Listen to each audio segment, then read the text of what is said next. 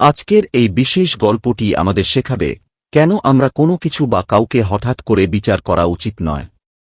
গল্পের শুরুটা হচ্ছে গৌতম বুদ্ধের সঙ্গে। একদিন গৌতম বুদ্ধ তাঁর শিষ্যদের সঙ্গে বসে আলোচনা করছিলেন। শিষ্যদের মধ্যে কেউ একজন বলল, গুরুজি, আমি মনে করি প্রতিটি প্রাণী এই পৃথিবীতে কোনো না কোনোভাবে হিংস্র। বুদ্ধ হেসে বললেন, না, কোনো প্রাণী জন্মগতভাবে হিংস্র নয়। প্রতিটি প্রাণী আত্মরক্ষার জন্য কাজ করে মাত্র। তখন এক শিষ্য বলল, গুরুজি, আমি এই কথায় একমত নই। গতকাল আমি জঙ্গলে হাঁটতে গিয়েছিলাম, আর হঠাৎ একটা ছাগলও আমার ওপর আক্রমণ করল, অথচ আমি কিছুই করিনি। গৌতম বুদ্ধ একটু হাসলেন। তারপর বললেন, ভালো কথা, তবে শোনো একটি গল্প। এই গল্পটা একটি রাজ্যের, যেখানে এক রাজা ছিলেন। তাঁর ছিল 3 জন সন্তান। রাজা তাঁর সন্তানদের আদর্শ শাসক হিসেবে গড়ে তুলতে চাইতেন। একদিন তিনি তাঁর সন্তানদের ডেকে বললেন, তোমরা কি কখনো নারকেল গাছ দেখেছ? 3 জনেই বলল, না, আমরা কখনো দেখিনি। আমাদের রাজ্যে তো নারকেল গাছই নেই। রাজা বললেন, তাহলে তোমরা 3 জন আলাদা আলাদা দিকে যাও, 4 মাস পর ফিরে এসে আমাকে জানাবে নারকেল গাছ কেমন। 3 জন ভিন্ন ঋতুতে যাত্রা করল। প্রথম পুত্র যখন ফিরে এল, বলল, গাছটি শুকনো, পাতা নেই, মরা মনে হচ্ছিল।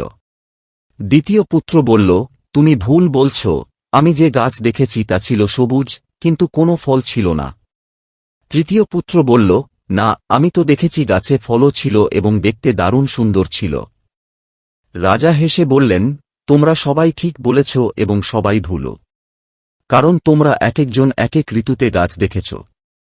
কোনো গাছকে বা ব্যক্তিকে একটিমাত্র মুহূর্তে দেখে তা সবটুকু বিচার করা যায় না। এখানেই আমাদের প্রথম শেখা।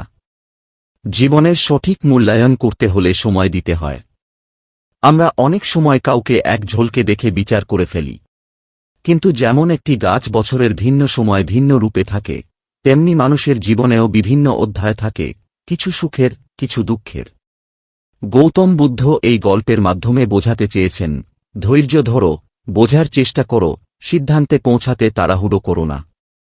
শিষ্য বলল, তবে বুদ্ধদেব, ওই ছাগল যে আমার ওপর ঝাঁপিয়ে পড়েছিল, সেটা কিভাবে ব্যাখ্যা করবেন? গৌতম বুদ্ধ বললেন, একইভাবে। তুমি তাকে ক্ষতি করনি, কিন্তু তুমি ছিলে অপরিচিত। সেই ছাগলও হয়তো ভয় পেয়েছিল, আত্মরক্ষার চেষ্টা করেছিল। আমাদের মতো প্রাণীরাও অনেক সময় ভয় পেলে রেগে যাই, তাই না? দ্বিতীয় গুরুত্বপূর্ণ বার্তা। ভয় থেকে আসে হিংসা, আর আত্মরক্ষার প্রয়োজনে আসে প্রতিক্রিয়া। তুমি যেমন ভেবেছিলে ছাগল তোমায় ক্ষতি করতে পারে, ছাগলও ভেবেছিল তুমি তাকে আঘাত করতে পারো। ফলে দুজনেই একে অপরের প্রতি প্রতিক্রিয়া দেখিয়েছিলে।